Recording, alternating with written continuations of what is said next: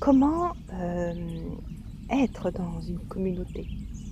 Parce que j'expliquais dans la dernière vidéo que c'était important de raisonner un groupe, de raisonner ce que le groupe veut exprimer. Chaque groupe, chaque collectif a le désir d'exprimer une œuvre, un projet.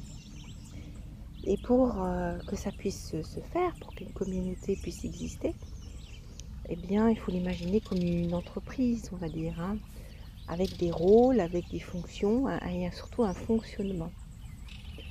Pour que ça fonctionne, il faut que chacun ait un rôle à remplir et qu'il n'y déroge pas. Après, on peut faire des roulements, évidemment, on peut faire des roulements, voir qui peut le faire et qui ne peut pas le faire.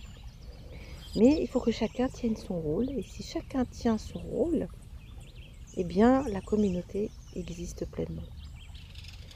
Je pense aussi qu'il ne faut pas lier trop l'affectif à la communauté. Je pense qu'il faut que chacun respecte ses limites, que chacun respecte les limites de l'autre, de son espace,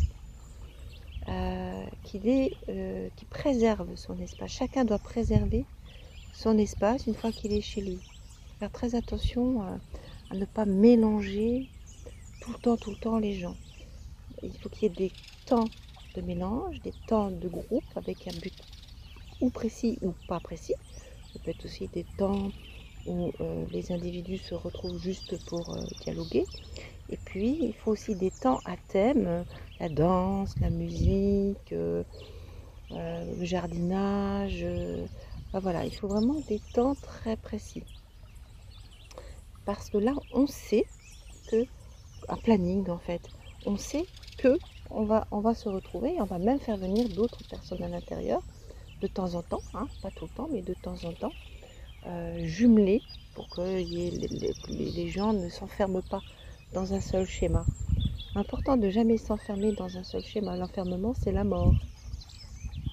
Il faut prendre comme exemple les fourmilières ou les ruches des abeilles.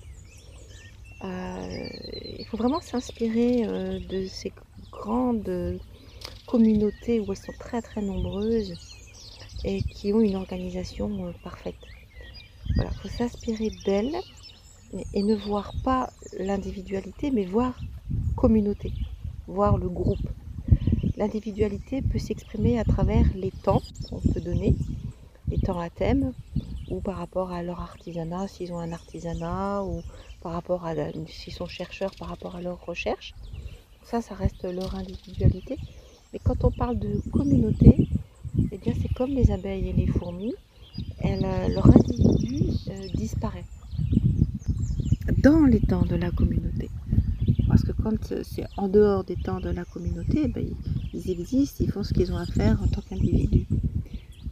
Voilà. Mais en tant qu'individu dans une communauté, quand ils doivent penser communauté, c'est un autre état d'esprit et un autre état d'être. Hein. Saint Benoît avait fait des écrits pour justement les gens qui vivent en communauté. Je ne les ai pas, ça serait intéressant de les lire.